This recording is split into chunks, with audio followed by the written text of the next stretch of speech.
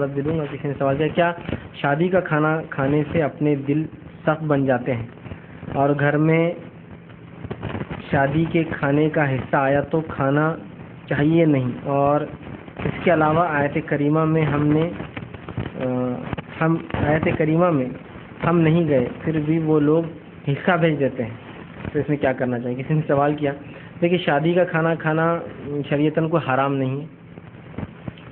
اور رہا دل سخت ہونے کا تو بہرحال کوئی معاملہ ہی نہیں ہے, دل سخت ہوگا نہیں ہوگا, بہرحال کیا کھا رہے ہیں وہ کیا کھلا رہا ہے اس سے کیا دل پہ افیکٹ ہونے کا الگ چیز ہے, لیکن لاجیکلی کوئی دل پہ ایسا کوئی سخت ہونا, ایسا گناہ کرنے سے دل سخت ہوتا ہے ویسا کچھ بھی نہیں. شادی کا کھانا یہ الگ بات ہے کہ آپ صلی اللہ علیہ وسلم کے زمانے میں صحابہ کے زمانے میں نہیں ہوتا تھا, لیکن یہ حرام کھانوں میں سے نہیں ہے. ٹھیک ہے, اس لیے کہ ایسے کئی کھانے ہوتے ہیں جو انسان کی ذاتی نسبت اور خوشی پہ وہ انسان کرتا ہے, جس کو شریعت روکتا بھی نہیں. کسی کا بچہ پاس ہو گیا اس نے مٹھائی بانٹی, شریعتاً ثابت ہے کہ بتاؤ صحابہ نے کئی بچے پاس ہوئے تو مٹھائی بانٹی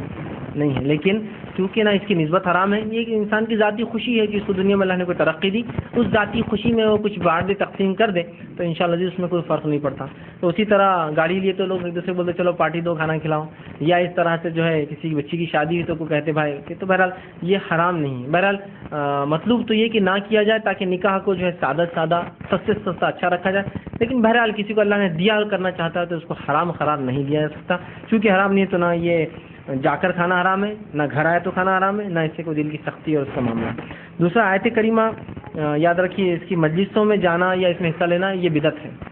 اس لیے کہ نبی اکرم صلی اللہ علیہ وسلم نے کبھی کسی آیت کو مخصوص تعداد میں پڑھنے کا ہمیں حکم نہیں دیا. جیسے کہ یہ ایک آیت ہوتی لا الہ الا انت سبحانک انی کنت من الظالمین, اس آیت کو بولتے 1,25,000 یا 1,00,000 پتہ نہیں 40 جو بھی تعداد ہے اس میں پڑھنے سے مسئلہ حل ہو جاتا ہے, مغفرت ہو جاتی, ایصال ہوتا, توشہ بن جاتا مرنے والے کو, بلکہ میت اٹھاتے نہیں جب تک یہ پڑھتے نہیں, کسی مسئلے کی آسانی کے لیے, منت پوری کرنے کے لیے. یہ سب سنت سے ثابت نہیں ہے. اور نہیں قرآن تو پڑھ رہے, قرآن پڑھ رہے لیکن اس ڈھنگ سے نہیں پڑھ رہے جس پہ قرآن اترا, اور جن پر اترا انہوں نے کبھی ایسا نہیں پڑھا تو آپ بھی نہیں پڑھ سکتے. ٹھیک, اور آیت کریمہ بول کر ایک آیت کو کریم کر دیا آپ نے, بلکہ میں تو کہتا ہوں پورا قرآن کریم ہے, ہر آیت کریم ہے اس کی, تو ایک آیت کو آیت کریمہ, اور اتنی غلط فہمیاں قرآن کے تعلق سے پھیلا دی ہے. آیت کریمہ بہت جلالی آیت ہے, بولے میں نے کہا کون سی آیت قرآن کی جلالی نہیں ہے, اتنی جلالی ہے کہ اکیلے پڑھے تو گھر کے ٹین اڑ جاتے. یہ بات میں جانتا ہوں, چھوٹے سے کسی نے بتائی تو صرف مسجد میں ہوتا, مسجد میں سب بچوں کو لے جاتے سروس, چلو آیت کریمہ کی مجلس پڑھو, اور ہم لوگ تو میٹھے چاول کے لیے جاتے تھے, بس بیجا کھڑا کر ڈالنا شروع, 1.25 لاکھ بیجا لا کے ڈال دیتے تھے. اب چھوٹے کیا پتا, اور پورا ماحول ہی ایسا تھا, بس مٹھی بس ادھر ادھر دیکھے کہ وہ امام صاحب نہیں دیکھ رہے, مٹھی بٹھا, اس لیے کہ جلدی پورا ٹیم رہتی, جلدی ختم کرنا ہے اور جلدی ٹوٹ پڑنا ہے پھر میٹھے چاول پر. اصل مقصد تو وہی تھا جو بنتا تھا بعد میں. اور آج بھی ایسے ہوتا ہے کہ بہت مخلص عورتیں نہیں جمع ہوتی, عورتیں کرتی ہیں, بس یہ ڈال رہی ہے کھٹاکھٹ لا الہ الا انت سبحانک انی کنت من الظالمین. ایک بار پڑھی 20 سیکنڈ سے زیادہ لگتے ہیں آپ کو, 10 عورتیں مل کر پڑھی نا, اور رکتا بھی اتنا آدمی, اور بھول بھی جاتا ہے, بار بار ریپیٹ کرنے سے آدمی بھول جاتا ہے وہ چیز. اور پھر بیج ڈالنا, پھر دوسروں کو بھی دیکھنا, ان کے ایکشن دیکھنا, انہیں کیا کر رہا, سب ملا کر 30 سیکنڈ کا ہو جاتا معاملہ ہو, تو 1 منٹ میں 2 ہی ہوتے ہو. 1.25 لاکھ بار کتنے وقت میں ہوں گے, 10 عورتیں مل کر پڑھ رہی, تو انداز اکاؤنٹ کیجیے, جو 1 2 4 گھنٹے میں پوری کرتے. اور اس پر یہ کہ اگر بیٹھے تو ایک ہی مجلس میں کمپلیٹ ہونا, تو ظہر سے پہلے بیٹھے تو عصر کا وقت بھی ہو گیا تو کوئی ظہر نہیں چلتا, لیکن یہ مکمل ہونا. اندازہ لگائیے, ایک فرض عبادت کو آپ چھوڑتے ہیں ایک ایسے بدعت کے لیے. قرآن پڑھ رہے لیکن غلط انداز سے پڑھے, طریقہ نہیں قرآن پڑھنے کا, اور اتنی تعداد میں فکس کرنا یہ سنت سے شریعت سے ثابت نہیں ہے. لہٰذا ان مجلسوں میں نہ جائیے, نہ اس کا کھانا آپ کھا سکتے ہیں. ٹھیک ہے, اس لیے کہ اس کھانے کی نسبت ایک بدعت سے جڑی ہوئی ہے, ایک بدعت سے جڑی ہوئی ہے. آپ بولیں گے نہیں میں جاتا تو نہیں لیکن کھا لیتا آیا تو, اور کچھ لوگوں کھانے میں پرہیز ہی نہیں رہتا, بسم اللہ پڑھ کے سب کھا جاتے ہو, مندر کا پرساد بھی کھا جا رہے بسم اللہ پڑھ کر, درگاہ کا میٹھا بھی کھا جاتے بسم اللہ پڑھ کر. نہیں, بسم اللہ پڑھنے سے وہی چیز حلال ہوتی ہے جو پہلے سے حلال ہے.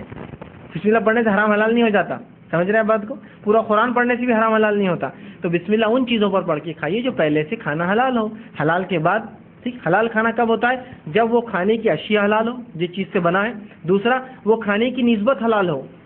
کس نسبت سے دیا جا رہا ہے,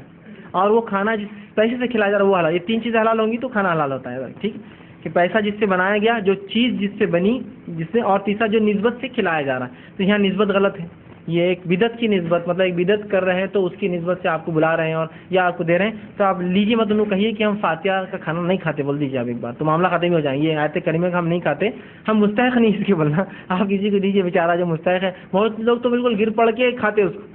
ہاں مل گیا تھوڑا بھی، لیکن ایسا چکتے اور بالکل عجیب و غریب بہرحال حالات جب بگڑتے ہیں انسان کے، بلکہ بہت سے لوگ ان کو پرساد کیسا لے کر کھاتے میں نے دیکھا، وہ میٹھا سا کھا کے اس کا بچاؤ پورا چکر یہاں مل رہے، سر پہ مل رہے، کپڑے پہ یوں ہاتھ لگا رہی ہوں، وہ سمجھتا برکت آتی ہے اس سے، پتہ نہیں، اللہ عالم، بہرحال یہ سب خرافات ہے، اللہ تعالیٰ ہمیں اس سے محفوظ رکھے، اس کا کھانا آپ کے لیے درست نہیں ہے۔